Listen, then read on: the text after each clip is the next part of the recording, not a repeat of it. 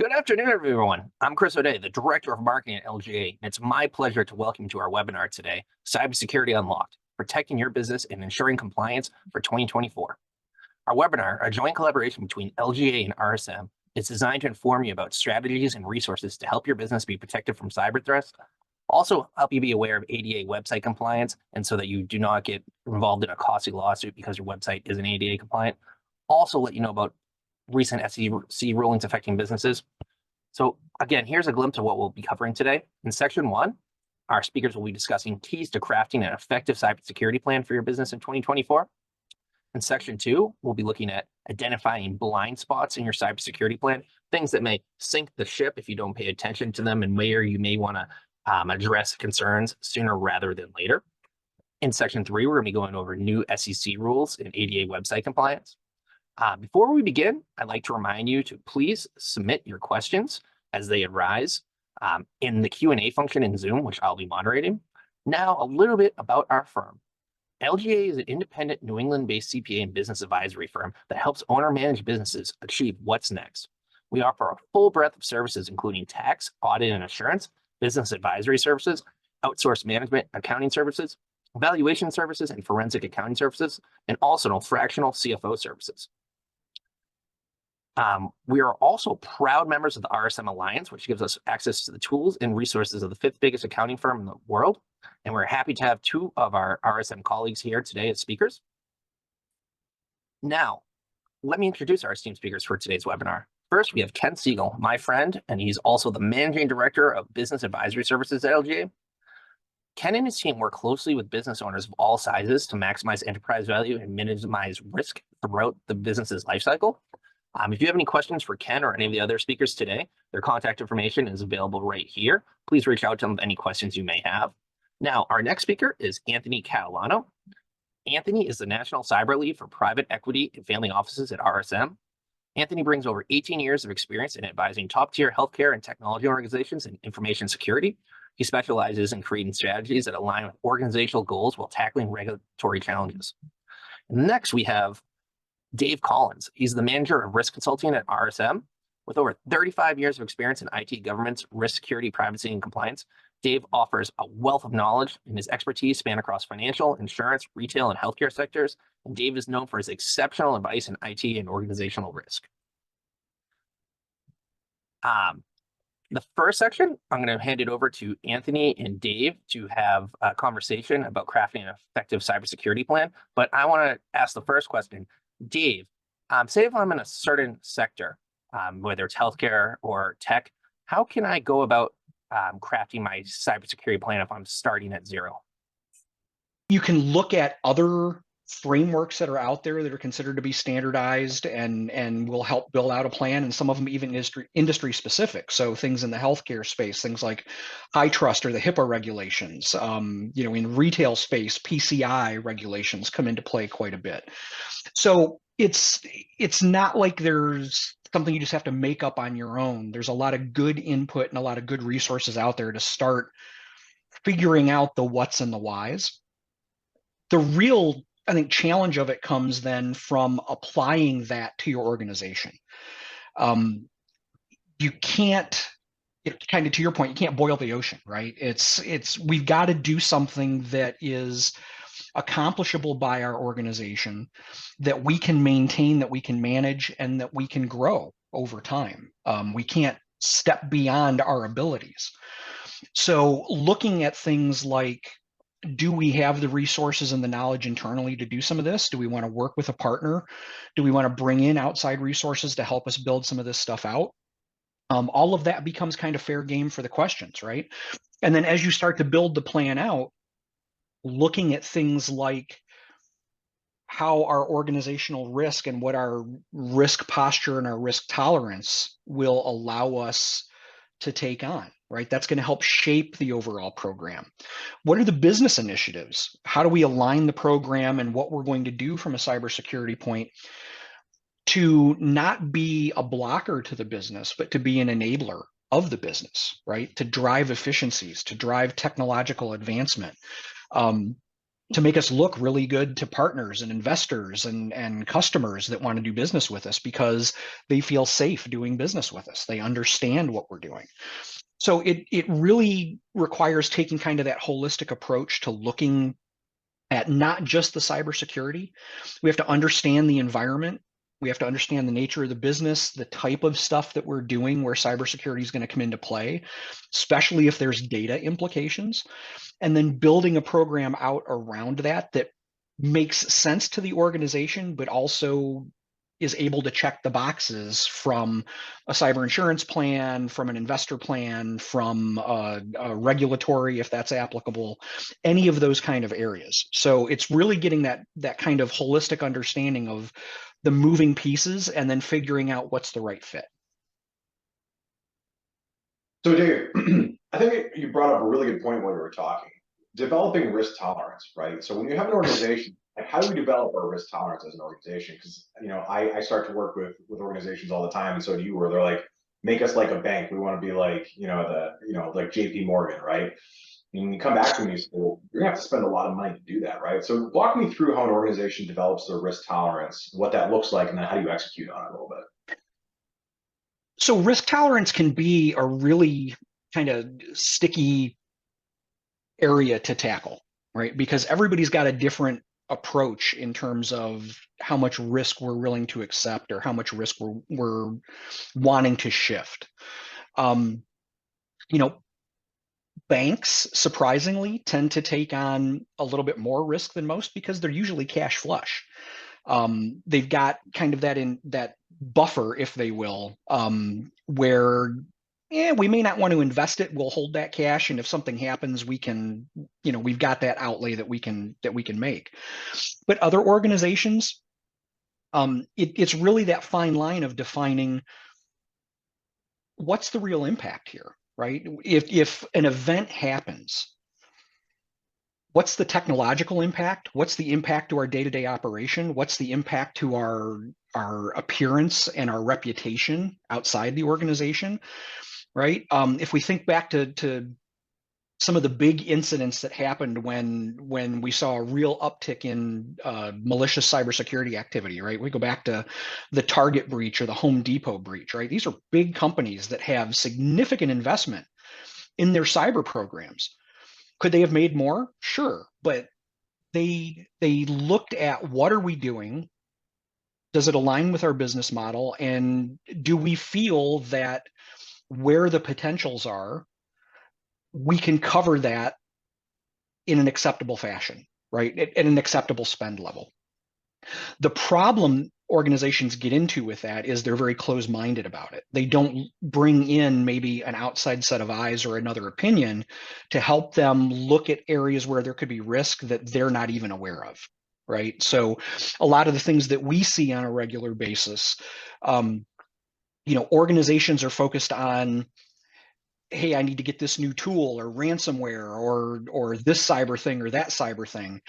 And they don't think about, well, what's the risk of my employees not being trained pretty decently in cybersecurity awareness, right?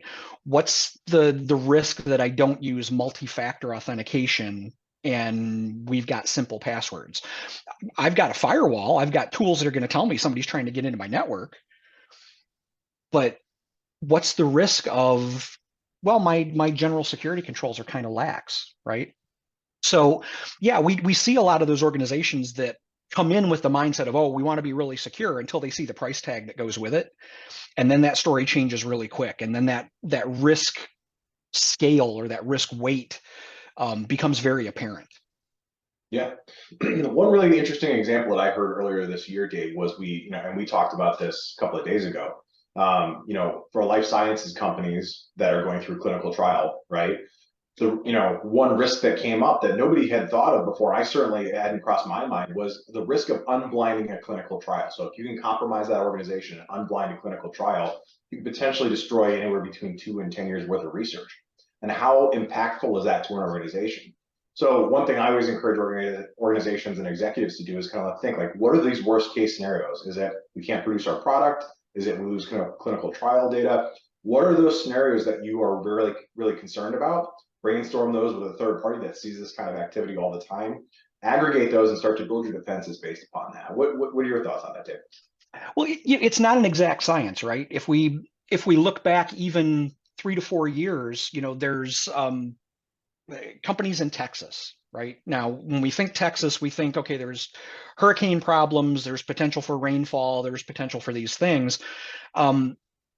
Nobody thought blizzard, right? And then we've got the Texas power grid versus the federal power grid and all that kind of fun stuff. But there's all those organizations down there that think through their risk posture, right? And every one of them took a calculated risk and said, we don't get snow down here, not to the point where it's going to interrupt or disrupt things.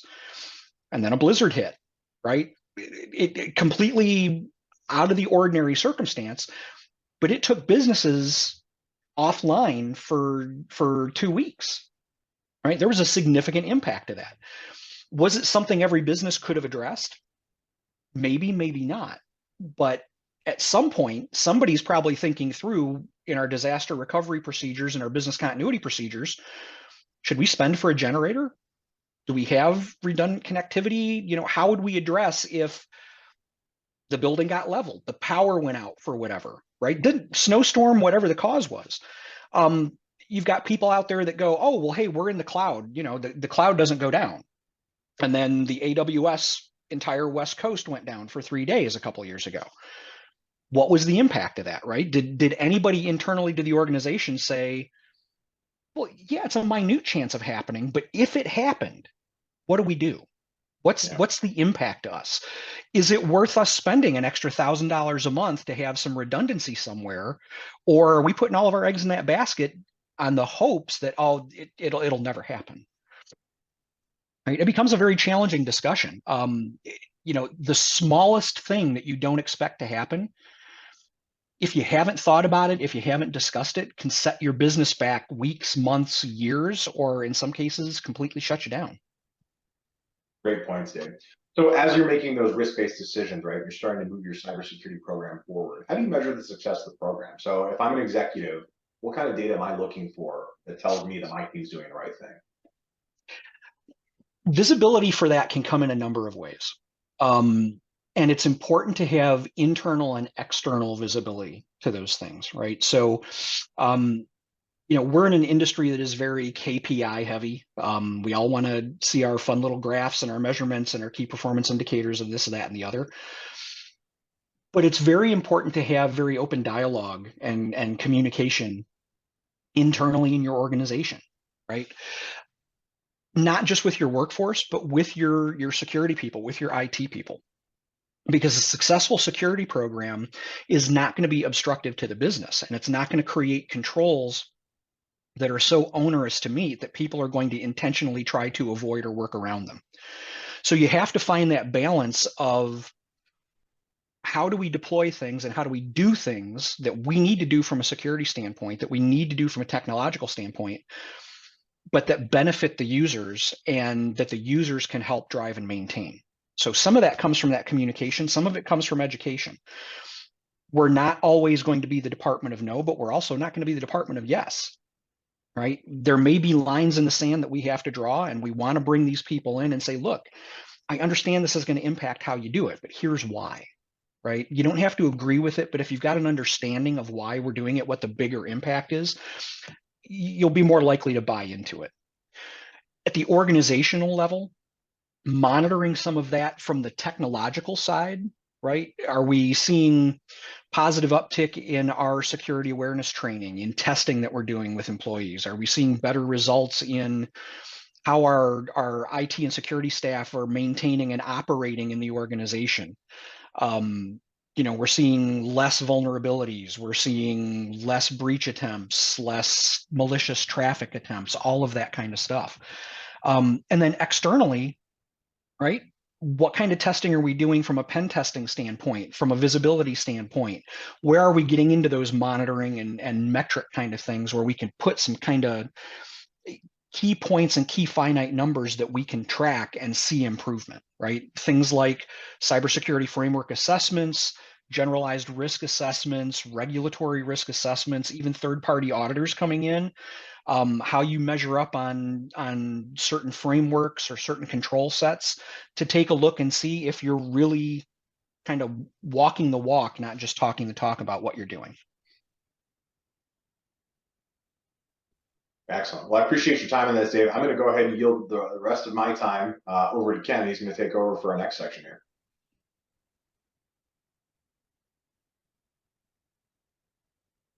Sounds like the congressional. Hopefully you guys can hear me okay. I'm getting some connectivity choppiness here. So if you're getting something, just tell me or Chris. But yeah, it's every time I talk to you all, I just get more and more terrified. So this is really good.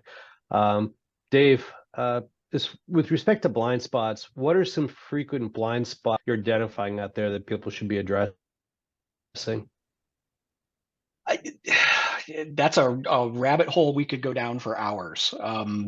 But I would say the biggest one overall, and ironically, it's not a technical control or really specific to any single cybersecurity principle. The biggest blind side is companies that think they're not a target. They're too small. They're in this industry versus that industry. Nobody even knows we exist, so we're not gonna have any issues, right? Malicious actors and cybersecurity attackers are non-discriminatory. They'll attack anyone, anywhere, for any reason if they think there's some kind of financial gain that they're going to get from it. So it's really having that understanding, right? From a general regulatory concern, doesn't matter if you're a big company or a small company, the rules are the rules. You've got to abide by them. And companies need to get away from thinking that we're too small, it doesn't apply to us, we don't have to deal with that. Right? Once you get past that mindset, I think the general things that you would see industry across every industry right now is organizations that are so focused on whatever the last thing was that made the news or the latest threat that they're hearing about.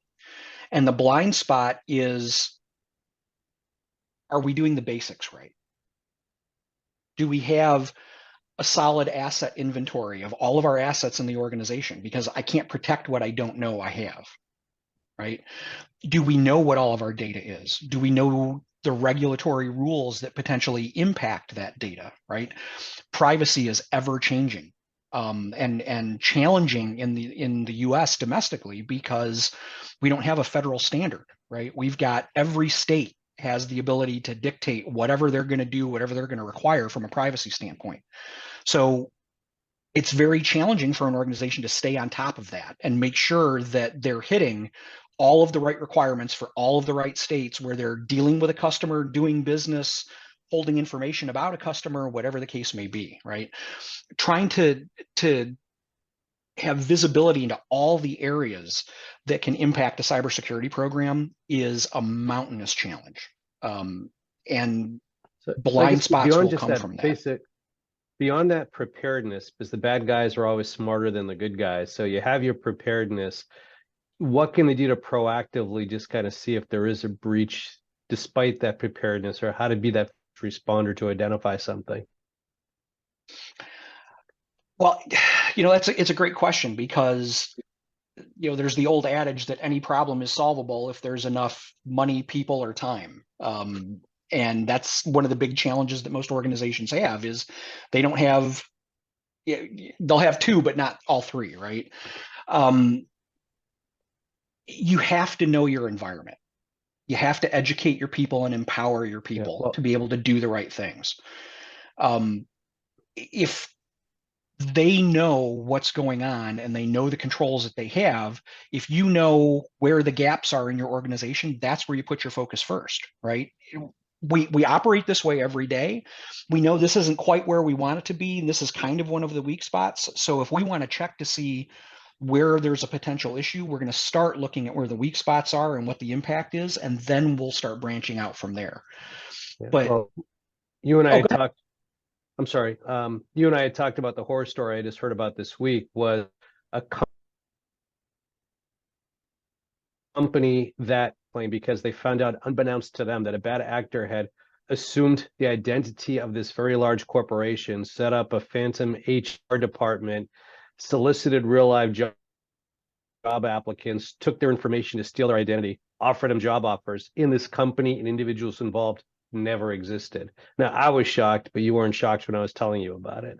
Yeah, it's an evolution of a common scam, right? I've been doing this a long time, and have been on the other side of it too, right? I've had headhunters or recruiters reach out to me about, oh, hey, I saw you on LinkedIn and I think your credentials look great and I want to talk to you about this role, right? And if I go out and do a little research and look up that recruiter or that company name, now granted, I work in security, so I do it a little differently than most people will.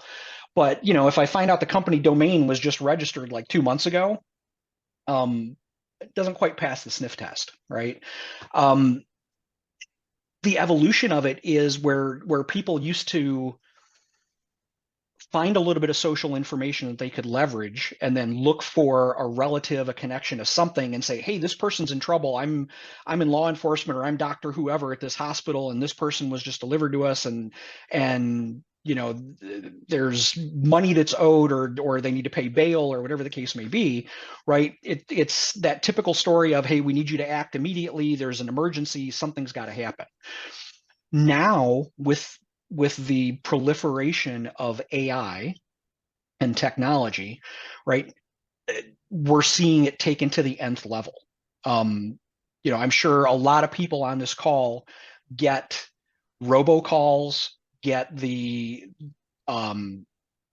telemarketing calls that come in where there's nobody on the other end.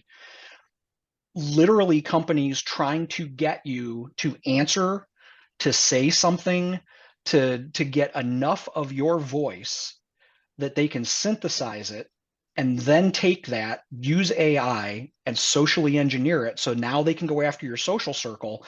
And instead of it just being somebody trying to say, hey, this person's in trouble, now it's you calling and it's your voice. And they're saying, hey, I'm in trouble. I'm trapped down in Mexico and I'm being held and I need bail money and I need you to, forward. And it's you. Right? It's very, very, very difficult in today's environment to pick those apart and find out if it's real or not. Hopefully your social circle's in contact with you enough that they know, hey, he's not really in Mexico this week, but it can be very challenging. And it's the things that we're seeing with AI and with malicious actors, because they're well funded. Right. We've gone way beyond the days where it's what we used to call script kiddies that would look something up on Google and are hacking you from, some apartment in some third world country. This is big business. This is the mafia. This is organized crime syndicates that are well funded and can bribe, can pay people, can bring in great technology because they can pay for it. Yep. And that equals significant multipliers to their organization to be able to run scams like this. So I guess having a desk full of Target gift cards isn't enough as a defensive posture. I get that. As far as I mean, you try to control your internal ecosystem, but you're always dealing with outside vendors and the like. So how can you protect yourself from someone that may not be as protective or aware as you are? Well, so that goes back to risk posture, right? One of the biggest things you're seeing over the last 12 months, and you're going to continue to see pushing very hard, is how do we keep tabs on our third parties, right? If you look at just the bare statistics alone, the vast number of breaches that have occurred over the last 5 years have not been at the root organization. It's been at a vendor or a sub of the organization. So from a regulatory standpoint, from a best practices standpoint, and now being heavily pushed by the cybersecurity insurance industry, is how do you manage your vendors? How do you know what their security is? What kind of data do you share with them? How do they protect it? Is it within your acceptable level of risk, right? And how do you hold them accountable? So again, I'll bet everybody on this call has gotten the vendor questionnaire from this company that we do business with, and I've got this 160 questions that I have to answer to provide them some explanation of what we do from a data security standpoint. Do we have business continuity and disaster recovery policies? Do we have a strong password policy? Do we use MFA? Right? It's starting there. And then we're also seeing this enforced at the cyber insurance industry as well, right? Cyber insurance premiums are going through the roof. They're being extremely selective over who they will insure, even when they do insure somebody. And they're being very nitpicky, where you used to have to answer 10 questions to get cyber insurance. Now you're answering 300. They want to get down into the nitty-gritty details of your environment. And oh, by the way, if you have an issue, they're going to go over the semantics of your answer. And God forbid if you said, we have this on all systems, and they find one system that didn't have it, they may deny you coverage, right? Yep. Those kind of standards are being pushed down. And you're seeing the same thing for any organizations that are involved in business with the Department of Defense, the CMMC standards. Right now, CMMC is still in a very early phase rollout, and they're getting ready to roll to the next level of it. And initially, that push was to the prime contact or the prime businesses that did business or do business with the Department of Defense. Now those standards are being pushed down to the subs as well. So not just by the Department of Defense, but if I'm a sub to a vendor that's doing business with the DoD is going to hold the vendor to the standard. Now the vendor is going to hold me as a sub to the same standard. So I have to be able to answer all those questions. I have to be able to provide the evidence, and I have to be able to show that we're doing the right security. Now, with respect to employees, I mean, obviously use a secure network, Wi-Fi, all that kind of stuff, but it's really hard to have those sorts of controls to people that do have access to get onto your system. That seems to be, an insurmountable task to try and make sure you're just as protected. It can be, and there's a lot of avenues to tackle that with, right? There's things as simple as kind of what we talked about, cybersecurity awareness. Internal to organizations, making sure that your people are educated, and not just the standard, hey, you're going to sit through the same 10 slides this year that you sat through last year, right? Make it real. What are the current threats that are going on? What's the stuff that has impacted your business and that you've seen trying to get into your organization? But then taking it even a step farther, right? Do you separate controls for those people that have that kind of access from just the regular users in your environment? Do you enforce stronger protections with them? Do you do background checks, right? Not uncommon in many financial organizations that it's not just your finance people. It's not just your CFO and your VP of finance and all that. It's your system administrators. It's your IT people, your security people that undergo background checks every 6 months, right? At varying levels. Yep. So it's really visibility, right? We tend to be very trusting by design. Even through all the bad things that happen, people tend to think that people have the best intent. It's how you find that balance of, we're going to enforce controls where we can. I guess my question before I turn it back to Amy.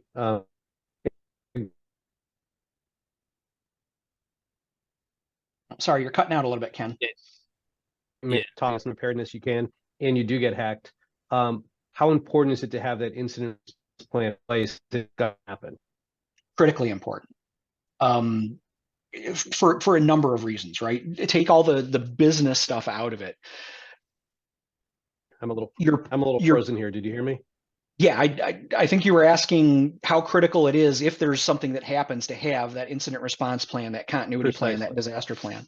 And it's critically important, right? It's when something happens, right? It's the same reason you do a fire drill. If there's something that's going on, you don't want people standing around trying to figure out what the hell they're supposed to do. If we've got a plan, if it's documented, it's shared, and we test it, it becomes muscle memory, right? So there's not a lot of standing around trying to figure it out. People have a good grasp of what their responsibilities are, what they need to do, and how it's going to be addressed, and they take action. And anytime there's a cyber incident, seconds are critical. So the sooner you can start identifying, investigating, and rectifying whatever's going on, putting blocks in place or containing the incident can mean significant dollars on the back end. On top of all of that, it's a regulatory requirement in almost every industry, and you will not get cybersecurity insurance unless you can show them that you've got incident response plans, business continuity plans, and disaster recovery plans. Got it. Well, no, this is extremely helpful and educational. Thank you. Yeah, and to Dave's point, I just I had guess a now cyber with Dave as well. application that got denied today for one of my clients that they didn't have multi-factor authentication holistically applied across the entire organization. They said, we'll give you a policy after you prove it to us that you have this on all external accounts that are logging in remotely. So it's very interesting. So moving on to the securities, the SEC and ADA website compliance. So, we're talking about some new things. Every time I read SEC, I think Wolf of Wall Street, which is a great movie. But Dave, let's talk about this a little bit. Talk to us about the recent changes to the SEC rules. I know we actually saw this happen real time. The SEC rules went into effect. We had to have we had a client that actually had to announce that it had a material impact on their finances. Then we also saw it with Caesars as well, right? Or was it Caesar? I'm sorry, MGM, right? Both, actually.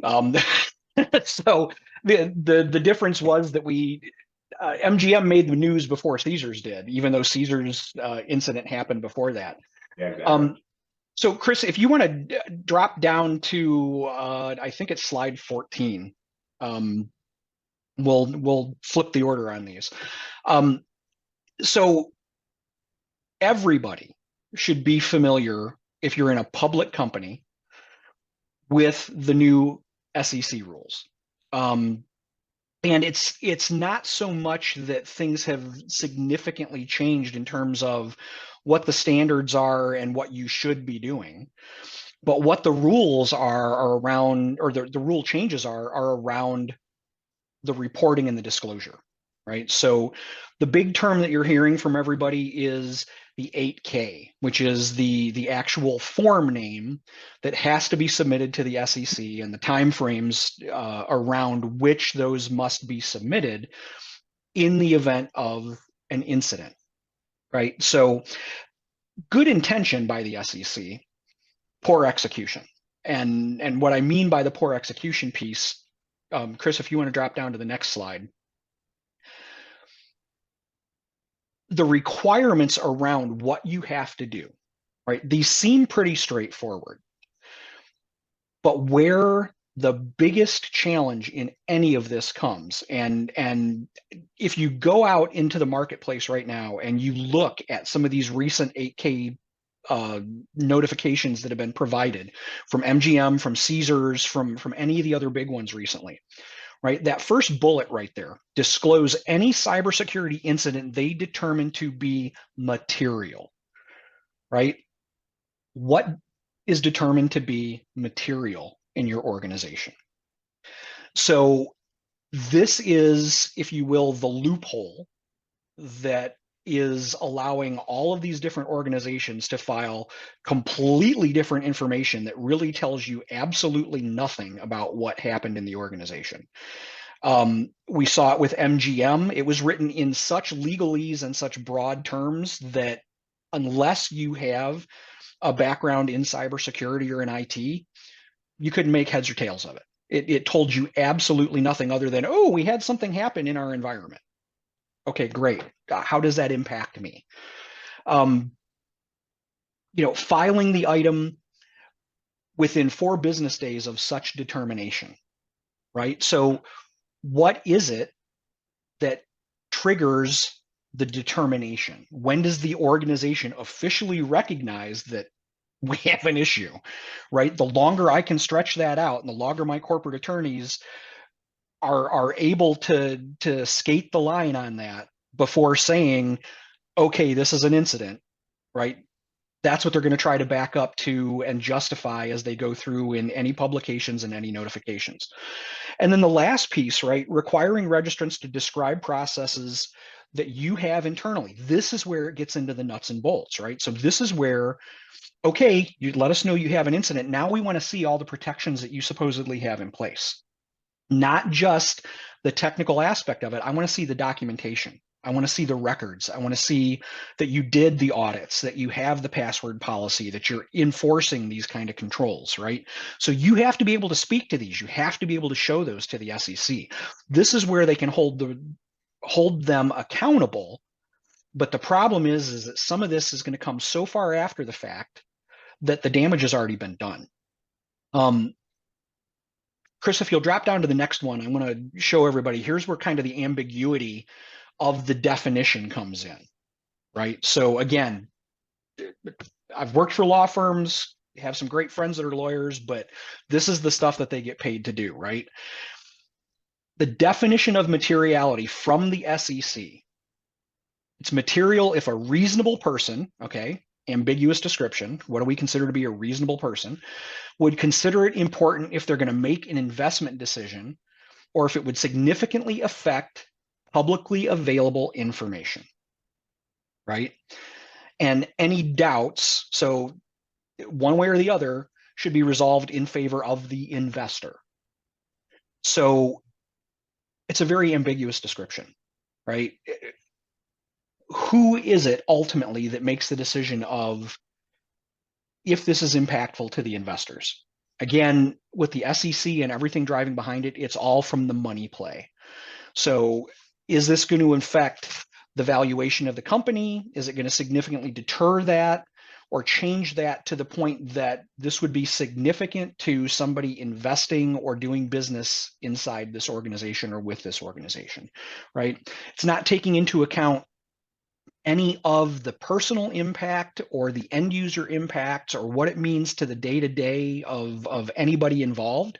It's really the numbers at that point. It's if this is going to change that, I have to tell you because that may change your opinion of whether you want to spend money there or not. So really important to kind of keep that in mind, especially if you are a public company and if you're publicly traded. These rules apply, right? There's a little bit differing levels in terms of kind of the depth that it can go, but absolutely something that you should be aware of, something that your board should be aware of, something that your C-suite should be aware of, because kind of like to Ken's point, when we talk about IR and BC and DR, you want to have a plan. You want to know if we ever have this kind of issue and we have to answer to this, do we have the right stuff to answer to it? Can we provide it? Do we have the evidence trails and the audit trails and all of that kind of stuff? Because if we have something where we have to file that 8K, somebody's going to come knocking on the door. So, Dave, what are some common compliance challenges with maintaining compliance with the SEC regulations? Like typical challenges businesses encounter, and then how do they overcome those challenges? So it kind of goes back to what we talked about initially, right? Do you have the budget, the bandwidth, or the buy-in to do some of the things that are needed to be done, right? At a bare minimum, a full policy stack. Most organizations, especially smaller organizations, have what we like to call tribal knowledge, right? If I go in and ask 3 or 4 people how something is done or what's the process for something, more than likely I'll get the same answer. But is it documented anywhere? Is it reviewed anywhere? Is it updated on a regular basis? Do I have controls that are appropriate to my organization? Things like multi-factor, strong passwords, no shared accounts, separated responsibilities. Do I audit my systems? Do I audit my users? You know, am I throwing tools at it? But if I'm not looking at the configuration of the tools, or I'm not looking at the reports the tools are producing, the tool's not doing anything for me, right? So how do I have visibility into all of these things? And even more than that, where I think most organizations really fall apart in some of this, is they will reach out to a managed service provider and say, hey, I don't know anything about this stuff. I need you to take care of my IT, or I need you to take care of my security. And they trust that whoever they've reached out to has all the right qualifications, all the right skill, all the right knowledge to do the work. They find out when things go south that all the things that they assumed were not correct. So it's kind of flipping the posture of, I may offload this work to you, but I need you to meet these standards. I want regular reporting. I want regular visibility and regular communication to make sure that you're doing things at the level that I need them done, rather than me just trusting that you're going to do the stuff. So it's having that visibility across the board. Excellent points, Dave. So say I'm a CEO or a CFO and I'm on the call today. I'm looking at this webinar and going, this might be applicable to me. Where do I get started? Like what's step one? And then where would I want to be in 30, 60, 90 days down the road as far as adhering to this? I would say the first thing is to look at your internal posture.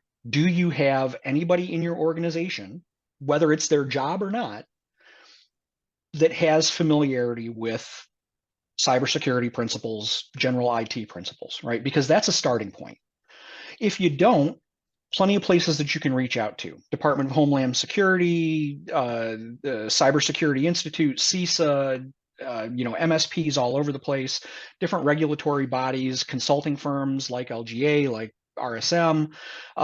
There's no shortage of information out there, but you need to find out what capabilities you have, right? Because that's going to determine, regardless of anything else you find out from there, how you're going to start the journey and how you're going to address the things.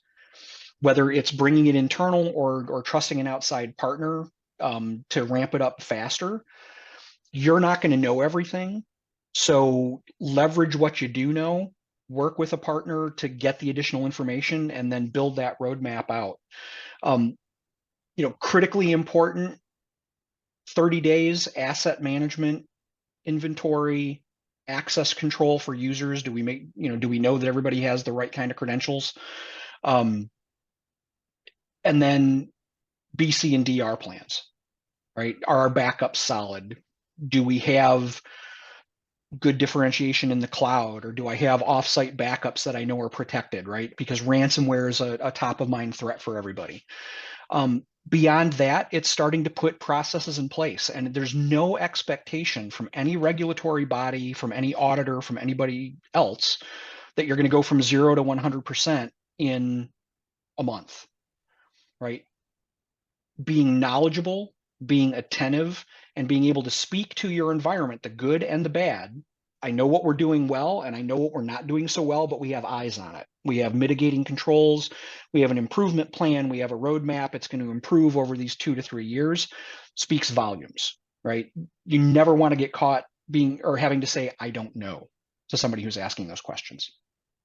Great points, Dave. So, moving on to future trends, like what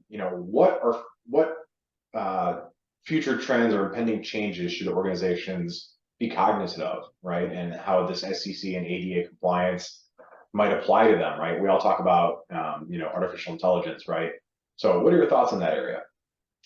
The ADA thing in general is kind of something that's gaining a lot of momentum, and I think we're going to see a lot more of it in the coming year.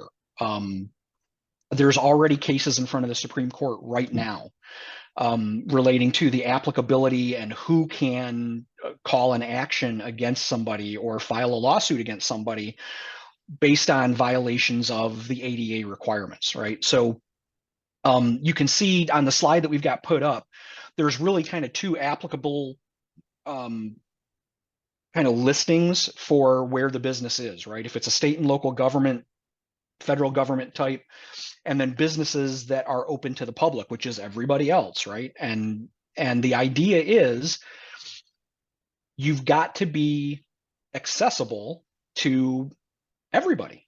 You can't just take the web away. So, it's one thing when we're generally thinking about setups and configurations for protecting data and things like that, but not making it accessible to everybody. So, there's different requirements around some of this stuff. They call out some specific instances for organizations, that things that have to be done in such a way that they can be accessible. Chris, if you drop down to the next slide on that. right? Here's the actual, oh, jump back up one for me, if you would. So here's the actual information from the Office of Information and Regulatory Affairs that talks about the ADA compliance rules. You can find all this stuff, obviously, with a quick Google search. And then the term that you're going to be, or the acronym you're going to start hearing more and more about is WCAG, and that is Web Content Accessibility Guidelines. So this is a new international standard. It's in version 2.2 right now. And they're taking a very holistic approach to this, right? So it's literally, how are you making the web accessible to people with physical challenges or physical disabilities, mental disabilities, the blind, people that use adaptive devices, all of this. I mean, even down to color blindness. While that, we generally don't think of that as something that's being significantly impactful, but show me a marketing person that doesn't like to use a rainbow palette of colors when they're designing a public-facing website, and then not thinking about the fact that a third of that is not visible to a chunk of the population.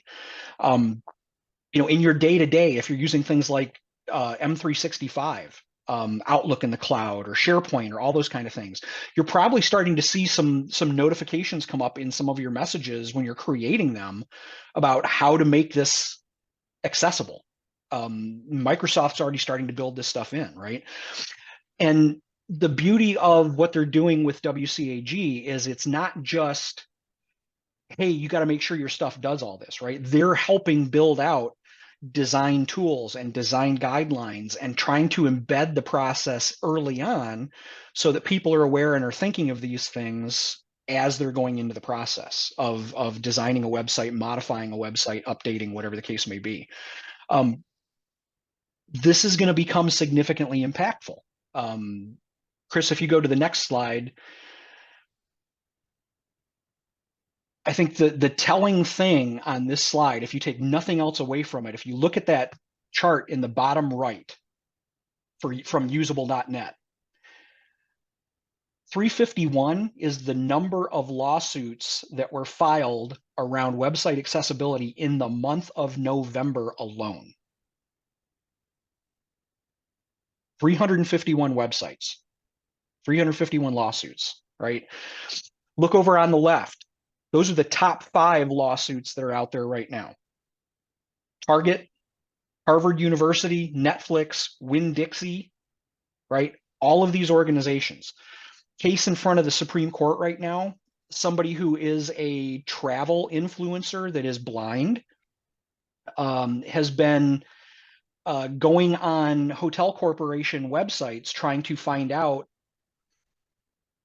if different hotel properties are ADA compliant or ADA accessible, and has filed lawsuits against some of these hotel properties and hotel chains, even though they had no intent of using the facilities there. They were doing it as a investigator or test unofficially.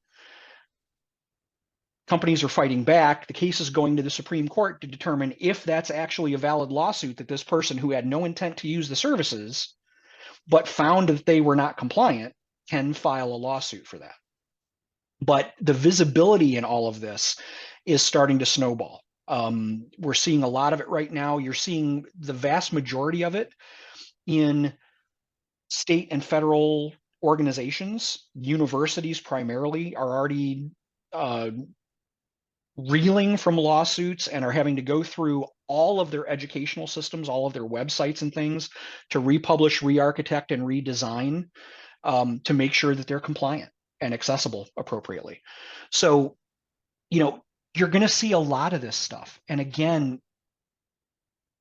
whether it's SEC stuff or ADA stuff or privacy or regulatory compliance, right? It's a constantly moving target for everybody. And the vast majority of organizations don't have internal bandwidth to sort it all out and stay abreast of it all.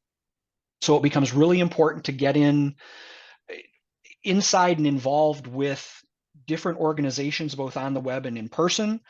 I constantly recommend small and medium-sized companies talk to your local law enforcement.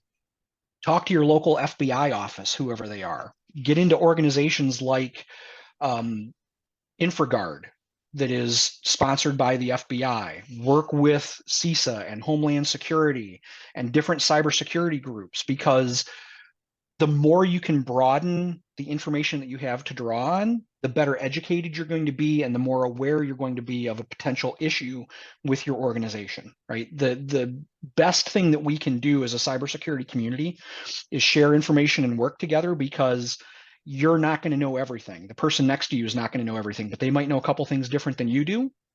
And that can help broaden your experience and your exposure and help you open up potential areas of concern inside your organization that you may not have thought about before.